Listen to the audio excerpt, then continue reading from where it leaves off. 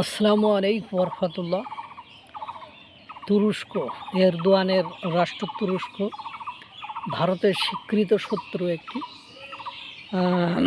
ভারতের শত্রু, ভারতের প্রতিবেশী যে রাষ্ট্রগুলোর সাথে ভারতের সম্পর্ক ভালো নয়, এই সকল রাষ্ট্রের সাথে তুরস্কের সম্পর্ক ভালো। আপনারা জানেন, অপারেশন সিঁদুরের সময় তুরস্ক ডিরেক্টলি ড্রোন পাঠিয়েছিল বা অস্ত্রশস্ত্র পাঠিয়েছিল ভারতকে নাজেহাল করার জন্য, কিন্তু পারে নাই। বরং ভারত তুরস্কের পেছনে একটা আইক্যওয়ালা বাস দিয়ে ভারতকে বুঝিয়ে দিয়েছে, ভারত তুরস্ককে বুঝিয়ে দিয়েছে, বাবা সব দেশে সব কিছু খাটে না। অর্থাৎ ওরা যে ড্রোন পাঠিয়েছিল সেই ড্রোন সীমান্তেই সব কিছু নষ্ট করে ফেলেছে, এবং সেই নষ্ট ড্রোন আবার তারা তাদের প্রদর্শনীতে রেখে দেখিয়েছে যে এই মাগার তুরস্ক, দেখো এরদোয়ান হারামি এই ড্রোন বাংলাদেশের ওই ভারতের জন্য ক্ষতি করার জন্য পাকিস্তানকে সরাসরি দিয়েছিল। যাই হোক, এবং আপনারা জানেন তুরস্ক প্রচণ্ড খাদ্য সংকট হয়।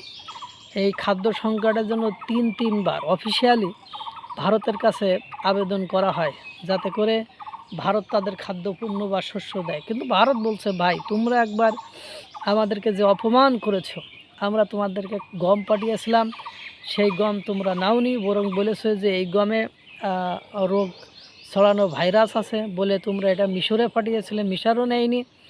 পরবর্তীতে ইসরায়েল এটা সরাসরি অ্যাকসেপ্ট করেছিল।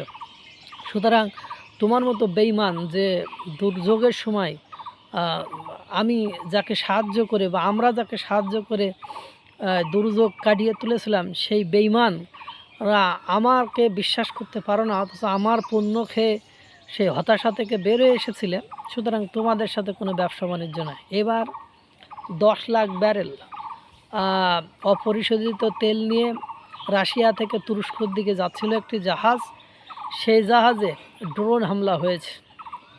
ড্রোন হামলায় অবশ্য কোনো সেনার হতাহতের সংবাদ পাওয়া যায়নি, কিন্তু কথা হলো, উদ্দেশ্য হলো যে তুরস্কের এই তেলবাহী জাহাজে কৃষ্ণ সাগরে কে বা কারা আপনার আক্রমণ করেছে, ড্রোন হামলা করেছে, এখনও আইডেন্টিফাই হয়নি। অনেকে বলতে চাচ্ছে যে এটা উপর থেকে, আকাশ থেকে নয়, এটা নিচ থেকে একটি আপনার মনুষ্যবিহীন ট্রলার থেকে এই হামলাটা নাকি চালানো হয়েছে। তুরস্ক আছে চরম বিপদে, যেদিকে যায় শুধু ঠাপানোই খায় পাকিস্তানের মতো। কারণ তুরস্কের সম্পর্ক আবার আমেরিকার সাথে ভালো। কিছুদিন আগেও আপনারা জানেন তুরস্কে যে মার্কিন সেনাঘাঁটি রয়েছে সেখানে আক্রমণ করেছিল আপনার ইরান। এবার তাদের 10 লাখ ব্যারেল তেল, অপরিশোধিত তেল বহনকারী জাহাজ হামলা চালিয়েছে। অর্থাৎ তুরস্কর কপালে মানে শনির দশা ভারতের মতো, পাকিস্তানের মতো লেগে গিয়েছে। তারা যতই মেরুদণ্ড সোজা করে, মাজা সোজা করে দাঁড়াতে চাচ্ছে, তারা দাঁড়াইতে পারতেছে না। এমনিতে তারা খাদ্যশস্য সংকটে ভুগতেছে, এবং ওইটারও অটোক্র্যাট, ওটা স্বৈরতন্ত্রের একটা দেশ।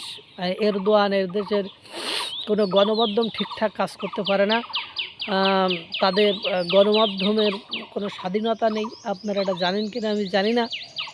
তো এদের পতন অনিবার্য, এই তুরস্ক পাকিস্তানের পতন অনিবার্য। আপনারা দেখবেন খুব দ্রুত সময়ের ভেতরে এই এরদোয়ানের পতন হবে। আল্লাহ তাআলা সকলকে ভালো রাখুক, সুস্থ রাখুক। আসসালামু আলাইকুম ওয়া রাহমাতুল্লাহ।